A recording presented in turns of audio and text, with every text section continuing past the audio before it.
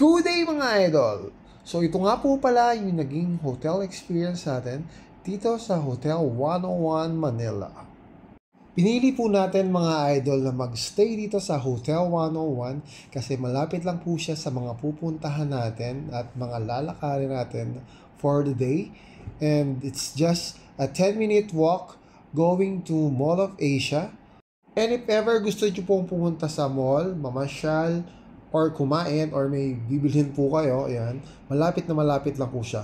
Eto na mga idol, tataas na tayo sa room, and yung elevator nga po pala is hindi gagana pag hindi mo itinap yung card mo. So, ayan po yung room natin, it's 1011. And eto na po mga idol yung kanilang room. So, we have 2 beds. So, ayan, may TV syempre, may chairs. And kumpleto yan mga idol. Meron pong microwave, may ref, may electric kettle. Syempre, hindi mawawala yung aircon. They have a clean lavatory. So, ayan mga idol, meron tayong cups and saucers. And syempre, merong water na free.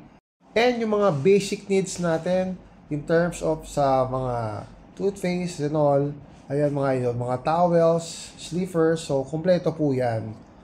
Provided po nila lahat yan. And isa nga po pala sa napansin ko mga idol is ang dami pong mga foreigners na nag-check-in dito and even mga kababayan natin, so madami din pumunta. And isang plus pa dito mga idol sa hotel na to is napaka-friendly po ng staff.